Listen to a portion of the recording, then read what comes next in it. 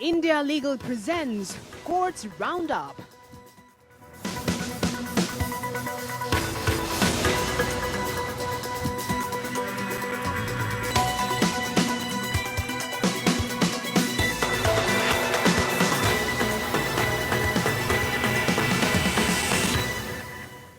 नमस्कार, court roundup में स्वागत है आपका और मैं हूं आपके साथ नेहा दुबे। इस बुलेटिन में अगले आधे घंटे आपको कोर्ट से जुड़ी तमाम छोटी बड़ी खबरों से करवाएंगे रूबरू। कोर्ट की कार्रवाई और सुप्रीम कोर्ट से लेकर हाई कोर्ट और लो कोर्ट तक के फैसलों को रखेंगे आपके सामने। आगे बढ़ने से पहले एक नजर हेडलाइंस पर।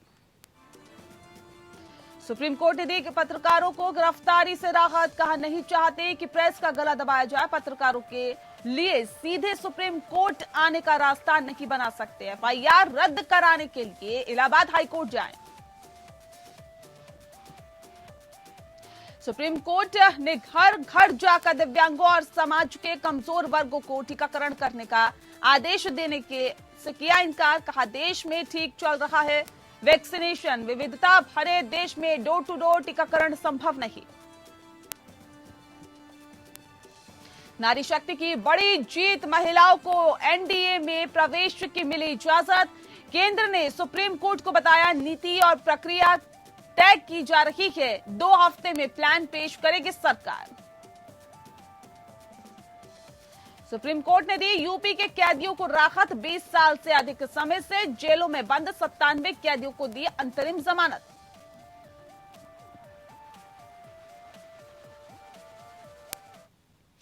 सुप्रीम कोर्ट ने पत्रकारों के खिलाफ एफआईआर दर्ज होने वाले मामले को लेकर सुनवाई की। कोर्ट ने कहा कि वे नहीं चाहता है कि प्रेस की स्वतंत्रता का गला घोंटा जाए, लेकिन कोर्ट उनके खिलाफ दर्ज प्राथमिकी को रद्द करने के लिए अलग रास्ता नहीं बना सकता। कोर्ट ने द वायर के 3 पत्रकारों को 2 महीने की सुरक्षा प्रदान करते हुए कहा कि इलाहाबाद हाईकोर्ट का दरवाजा खटखटाने का सुझाव दिया।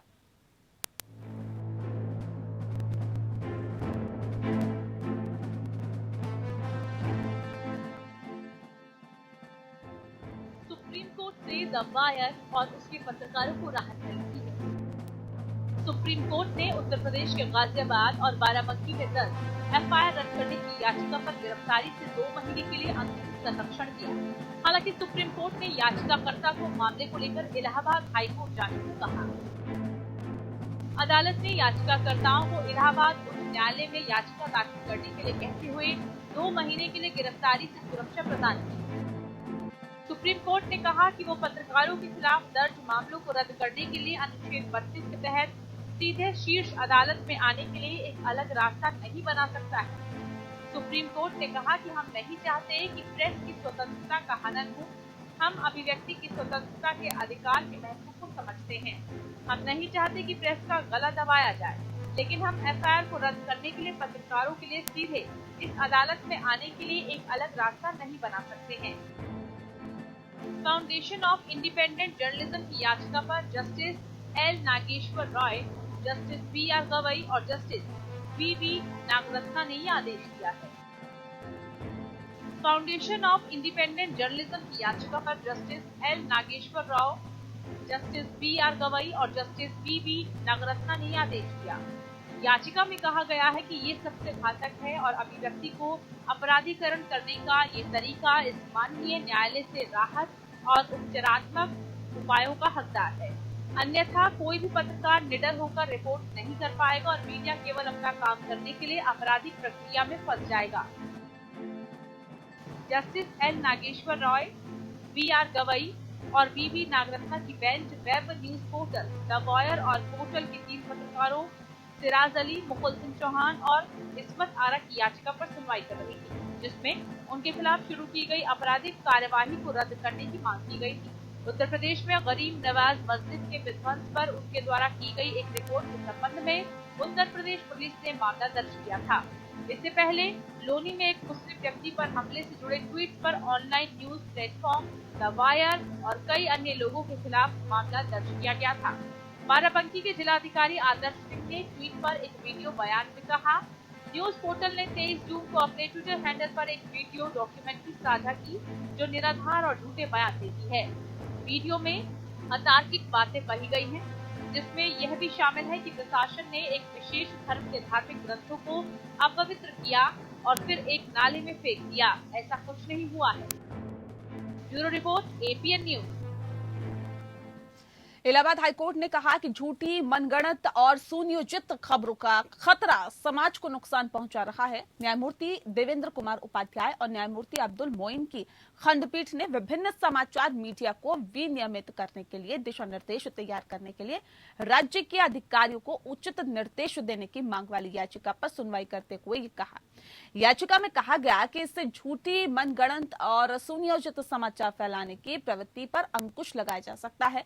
हालांकि कोर्ट ने कहा कि प्रार्थना मुख्य रूप से नीति के दायरे में है और कोर्ट के दायरे में नहीं है, और इसीलिए कोर्ट ने याचिका को खारिज कर दिया। न्यायालय को यह भी सुनिश्चित किया गया कि शीर्ष अदालत ने पहले से ही रिट याचिका है जमीयत उलेमा हिंद एंड अन्य बनाम भारत संघ एंड अन्य में इस तरह के मामले को जब्त कर चुकी है। मुख्य न्यायाधीश एनवी रमन्ना ने पिछले हफ्ते महत्वपूर्ण रूप से दिल्ली निजामुद्दीन मरकज में तबलीगी जमात की बैठक में सांप्रदायिकीकरण के लिए मीडिया के खिलाफ कार्रवाई की मांग करने वाले रिट याचिकाओं के एक बैच की सुनवाई करते हुए सोशल मीडिया और समाचार की ऑनलाइन पोर्टल्स में सांप्रदायिक रंग देने के प्रयासों के बारे में चिंता व्यक्त की।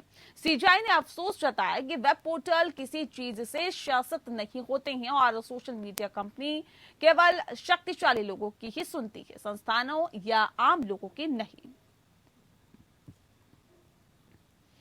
देश की शीर्ष अदालत ने घर घर जाकर दिव्यांगों और समाज के कमजोर वर्गों को टीकाकरण करने का आदेश देने से इनकार कर दिया। कोर्ट ने कहा कि ऐसे विविधता भरे देश में घर घर जाकर टीकाकरण करना आसान काम नहीं है। घर घर जाकर कोविड टीकाकरण करने की मांग वाली याचिका पर विचार करने से सुप्रीम कोर्ट ने इनकार कर दिया। शीर्ष अदालत ने कहा कि देश में कोविड की अलग अलग स्थिति और प्रशासनिक जटिलताओं को देखते हुए डोर टू डोर टीकाकरण के आदेश देना मुमकिन नहीं है, खासतौर से तब जबकि देश में टीकाकरण अभियान प्रगति के साथ ही आगे बढ़ रहा है।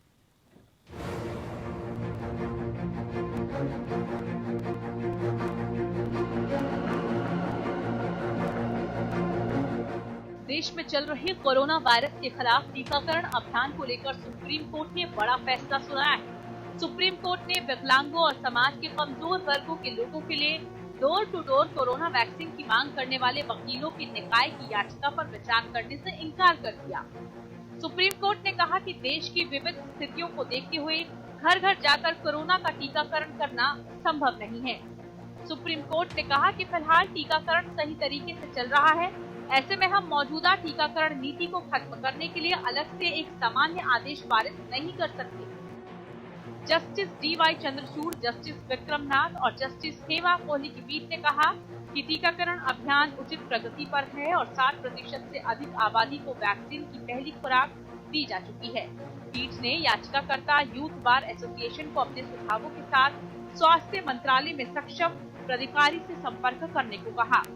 पीठ ने कहा कि लद्दाख में स्थिति केरल से अलग है, उत्तर प्रदेश में स्थिति किसी भी अन्य राज्य से अलग है, शहरी क्षेत्रों में स्थिति ग्रामीण क्षेत्रों से अलग है। इस विशाल देश में हर राज्य में अलग अलग प्रकार की समस्याएं हैं। ऐसे में आप पूरे देश के लिए एक आदेश चाहते हैं। टीकाकरण अभियान पहले से ही चल रहा है और 60% से अधिक आबादी को पहली खुराक दी जा चुकी है। इस कठिनाई को समझना चाहिए, ये सरकार का मामला है और हम मौजूदा नीति को खत्म नहीं कर सकते। वहीं कोरोना से हुई हर मौत को मेडिकल लापरवाही मानकर परिवार को मुआवजा देने की मांग भी सुप्रीम कोर्ट ने ठुकरा दी। कोर्ट ने कहा कि बड़ी संख्या में मौतें हुई, ये दुर्भाग्यपूर्ण है, लेकिन यह नहीं कहा जा सकता कि हर मौत मेडिकल लापरवाही का मामला है। शीर्ष अदालत ने एसोसिएशन की ओर से पेश हुए वकील बेबी सिंह से कहा कि इतने संवेदनहीन तरीके से याचिका दायर नहीं की जा सकती। याचिका में भारत सरकार और सभी राज्यों को समाज के कमजोर तबकों, विकलांग लोगों के लिए घर घर जाकर कोविड-19 रोधी टीके लगाए जाने की व्यवस्था करने का निर्देश देने का अनुरोध किया गया था, क्योंकि इन लोगों को कोविड पोर्टल पर खुद को पंजीकृत करने में कठिनाई का सामना करना पड़ रहा है। पीठ ने कहा कि टीकाकरण कार्यक्रम पहले से ही चल रहा है और ये न्यायालय स्वतः संज्ञान लेकर स्थिति की निगरानी कर रही है। पीठ ने कहा कि देश की विविधता को देखते हुए सामान्य दिशा निर्देश पारित करना संभव और व्यवहारिक नहीं है। पीठ ने कहा किसी भी निर्देश को पारित करने से सरकार की मौजूदा टीकाकरण नीति प्रभावित नहीं होनी चाहिए। Bureau report, APN. वहीं केंद्र सरकार ने सुप्रीम कोर्ट में कहा कि महिलाओं को नेशनल डिफेंस एकेडमी के कोर्स में हिस्सा लेने की अनुमति दी जाएगी और ये एक ऐतिहासिक फैसला है। सुप्रीम कोर्ट ने एक याचिका पर सुनवाई के दौरान ये जानकारी दी। इस याचिका में महिला उम्मीदवारों को एनडीए और नौसेना एकेडमी परीक्षा में बैठने और एनडीए प्रशिक्षण की अनुमति देने का निर्देश देने की मांग की गई थी। सुप्रीम कोर्ट ने इस फैसले पर खुशी जाहिर करते हुए कहा कि आर्म्ड फोर्सेस जैसे सम्मानित सर्विसेज में महिलाओं को बराबर का अधिकार सुनिश्चित करने की दिशा में ये अहम कदम उठाया गया है। बता दें कि अभी तक एनडीए में सिर्फ लड़ाकों को ही दाखिला मिलता रहा है। सरकार 2 हफ्ते में प्लान पेश करेगी और अगली सुनवाई 22 सितंबर को होगी। सरकार ने कहा कि नीति और प्रक्रिया तय की जा रही है। सुप्रीम कोर्ट ने केंद्र को कहा कि हम चाहते हैं कि रक्षा बल लैंगिक समानता के प्रति अधिक सक्रिय दृष्टिकोण अपनाए, बजाय इसके कि अदालत उन्हें ऐसा करने का निर्देश दे। अदालत ने केंद्र को हलफनामा दाखिल करने के लिए 10 दिनों का समय दिया है। दरअसल 17 अगस्त को सुप्रीम कोर्ट ने महिलाओं को अब एनडीए यानी नेशनल डिफेंस एकेडमी की परीक्षा में भी बैठने की अनुमति दे दी थी। यह आदेश इसी साल 5 सितंबर को होने वाली एनडीए की परीक्षा से लागू हो गया। मामले की सुनवाई के दौरान सेना ने कहा था कि एनडीए परीक्षा में महिलाओं को शामिल करना पॉलिसी डिसीजन है और इस पर शीर्ष अदालत ने फटकार लगाते हुए कहा कि यदि पॉलिसी डिसीजन है तो ये भेदभाव से पूर्ण है। हालांकि 5 सितंबर को परीक्षा में बैठने का आदेश सुप्रीम कोर्ट के अंतिम निर्णय के अधीन होगा। वहीं सुप्रीम कोर्ट ने कहा कि सेवानिवृत्त की आयु प्राप्त करने वाले सरकारी अधिकारियों को दिए गए कार्यकाल का विस्तार केवल असाधारण मामलों में किया जाना चाहिए। न्यायमूर्ति एल नागेश्वर राव की अध्यक्षता वाली पीठ और न्यायमूर्ति बीआर गवई और बीवी नागरत्ना के एनजीओ कॉमन कॉज द्वारा दायर एक याचिका पर यह आदेश पारित किया, जिसमें केंद्र सरकार द्वारा हाल ही में किए गए 2 साल की अवधि से आगे प्रवर्तन निदेशालय के निदेशक संजय कुमार मिश्रा के पूर्वव्यापी विस्तार को चुनौती दी गई थी। शीर्ष अदालत ने कहा कि सीवीसी अधिनियम की धारा 25 के तहत गठित समिति द्वारा कारणों को दर्ज करने के बाद ही चल रही है। जांच को पूरा करने की सुविधा के लिए विस्तार की एक उचित अवधि दी जा सकती है। इसमें कहा गया कि रिटायरमेंट की आयु प्राप्त करने के बाद प्रवर्तन निदेशालय के पद पर रहने वाले व्यक्तियों को दिए गए कार्यकाल का कोई भी विस्तार कम अवधि के लिए होना चाहिए। पीठ ने रिट याचिका को खारिज करते हुए कहा कि हम तत्काल मामले में दूसरे प्रतिवादी संजय मिश्रा के कार्यकाल के विस्तार में हस्तक्षेप करने का इरादा नहीं रखते हैं। इस कारण से संजय मिश्रा कार्यकाल नवंबर 2021 में समाप्त हो रहा है और ये स्पष्ट करते हैं कि उन्हें आगे कोई विस्तार नहीं दिया जाएगा। सुप्रीम कोर्ट ने कहा कि एक मेडिकल प्रोफेशनल को केवल इसीलिए लापरवाह नहीं माना जा सकता क्योंकि उपचार सफल नहीं हुआ या सर्जरी के दौरान रोगी की मृत्यु हो गई।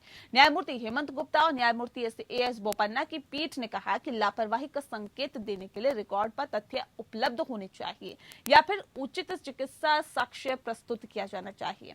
अदालत ने कहा कि केवल कुछ प्रकार की दुर्घटना का होना ही लापरवाही का संकेत देने के लिए पर्याप्त है का सिद्धांत तब लागू किया जा सकता है जब कथित लापरवाही पूरी तरह से स्पष्ट हो और केवल धारणा पर आधारित ना हो। इस मामले में किडनी स्टोन का पता चलने पर अस्पताल में भर्ती हुई महिला की सर्जरी के बाद मौत हो गई, जिसके उपरांत उसके पति दावेदार ने चिकित्सा में लापरवाही का आरोप लगाते हुए राष्ट्रीय उपभोक्ता विवाद निवारण आयोग एनसीडीआरसी से संपर्क किया है।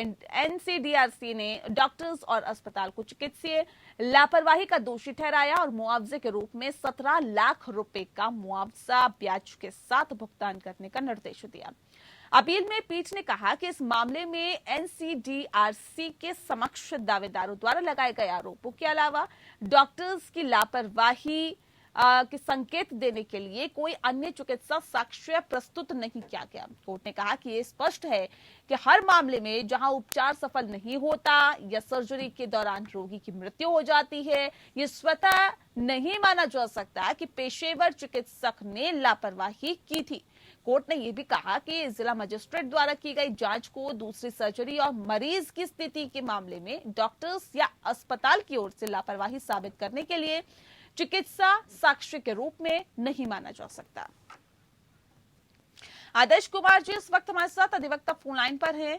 आदर्श, ये क्यों अदालत ने कहा कि मरीज की मौत पर हमेशा मेडिकल पेशा जिम्मेदार नहीं है, क्या वजह इसके पीछे बताई? सुप्रीम कोर्ट ने कहा है कि यह स्पष्ट है कि हर मामले में जहां उपचार सफल नहीं होता है या सर्जरी के दौरान रोगी की मृत्यु हो जाती है, वहां यह माना नहीं जा सकता है कि पेशेवर चिकित्सक ने लापरवाही की थी। लापरवाही को इंगित करने के लिए रिकॉर्ड पर सामग्री उपलब्ध होनी चाहिए, उपयुक्त चिकित्सा साध से प्रस्तुत किया जाना चाहिए। कथित लापरवाही इतनी स्पष्ट होनी चाहिए कि उस स्थिति में रेस इप्सा लोकेटर के सिद्धांत को लागू किया जा सके। केवल धारणा के आधार पर नहीं, मौजूद मामले में एनसीआरडीसी के समक्ष दावेदारों द्वारा लगाए गए आरोपों के अलावा दोनों शिकायत में और कार्रवाई में दायर हलफनामे में शिकायतकर्ता द्वारा डॉक्टरों की ओर से लापरवाही का संकेत देने के लिए कोई अन्य चिकित्सा साक्ष्य प्रस्तुत नहीं किया गया है। यहाँ जिन्होंने अपनी ओर से अपने हलफनामे में चिकित्सा प्रक्रिया या समझने के लिए अपनी स्थिति स्पष्ट की कि इलाज में कोई लापरवाही नहीं की गई थी। वहीं कोर्ट ने आगे अपील को स्वीकार करते हुए कहा कि इन स्थितियों में जब एनसीआरडीसी के समक्ष ऐसे महत्वपूर्ण चिकित्सीय पहलुओं पर कोई चिकित्सीय साक्ष्य उपलब्ध नहीं था, इसके लिए इस तरह की राय की आवश्यकता थी। केवल मजिस्ट्रियल जांच पर भरोसा करना पर्याप्त नहीं होगा। हालांकि सिविल सर्जन जो समिति के सदस्य थे की राय रिपोर्ट में नहीं थे, लेकिन इसे निर्णायक नहीं माना जा सकता है क्योंकि इस तरह की रिपोर्ट में वैज्ञानिक तथ्य मौजूद नहीं है और न ही जिरह के दौरान सिविल सर्जन में चिकित्सा पहलुओं पर मांगी गई जानकारियों में कोई दम है। जी, शुक्रिया आपका आदर्श कुमार जी हमारे साथ सीधे फोन लाइन पर जुड़ने के लिए और तफसील से इस खबर के बारे में बताने के लिए। वहीं सुप्रीम कोर्ट ने उत्तर प्रदेश की 2 अलग अलग जेलों में 20 साल से अधिक समय से बंद 97 दोषियों को अंतरिम जमानत दी है। न्यायमूर्ति इंदिरा बनर्जी और न्यायमूर्ति जेके माहेश्वरी के खंडपीठ ने आगरा और वाराणसी की जेलों में बंद याचिकाकर्ताओं कि रिहाई की मांग करने वाली 2 रिट याचिकाओं पर भी नोटिस जारी किया। याचिकाकर्ताओं ने तर्क दिया कि उन सभी को दोषी ठहराया गया है और सभी आईपीसी के विभिन्न प्रावधानों के तहत मुख्य रूप से आजीवन कारावास की सजा काट ली है और पहले ही इस सजा की वांछित अवधि से अधिक हो चुकी है।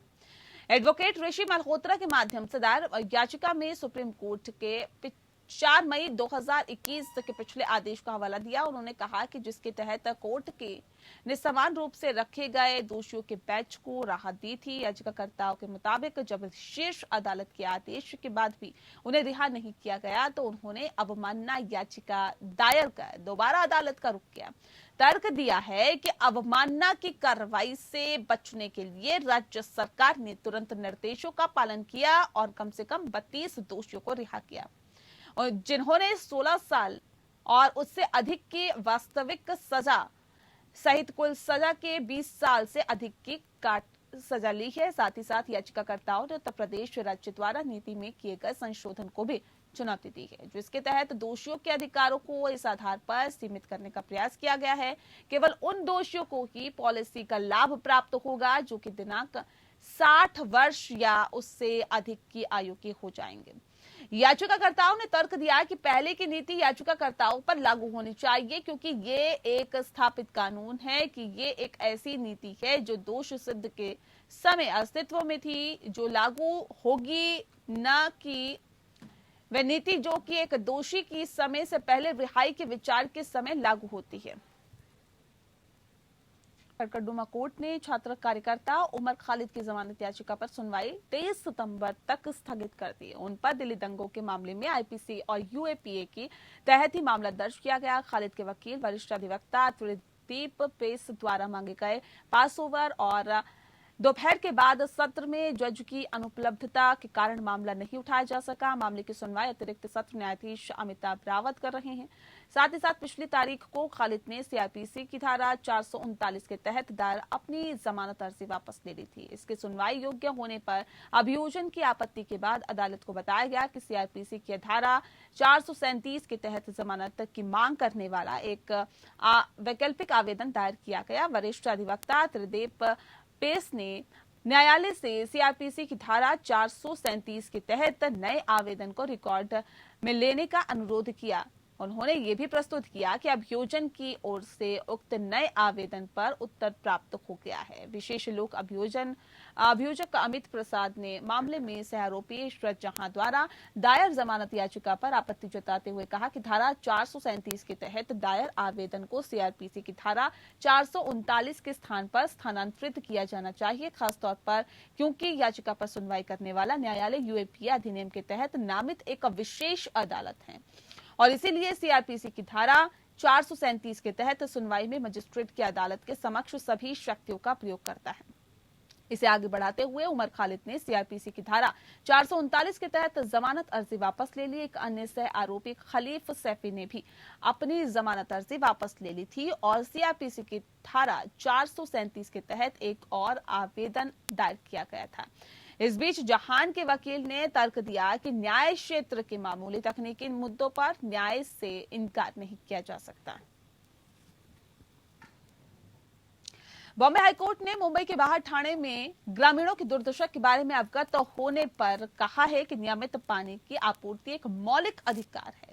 ग्रामीणों को महीने में केवल 2 बार 2 घंटे के लिए पानी उपलब्ध कराया जा रहा है। जस्टिस एसजे कथावाला और जस्टिस मिलिंद जाधव की खंडपीठ उन अधिकारियों के खिलाफ कड़ी आपत्ति जताई है जो 300-400 से अधिक अवैध पानी के कनेक्शन हटाने में विफल रहे हैं और कहा कि ये याचिकाकर्ताओं मौलिक अधिकार का घोर मजाक है।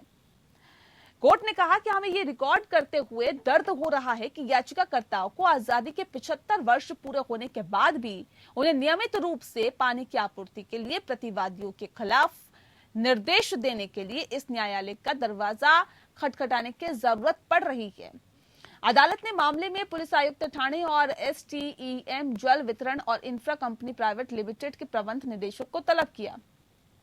याचिकाकर्ताओं ने एडवोकेट आरडी सूर्यवंशी के माध्यम से आरोप लगाया कि एसटीईएम पानी की आपूर्ति अवैध रूप से राजनेताओं, भिवंडी, निजामपुर शहर के पार्षदों, भिवंडी और ठाणे के उद्योगों, निर्माण स्थलों और टैंकर लॉबी को कर रहा है और इससे लाखों रुपए की कमाई कर रहा है।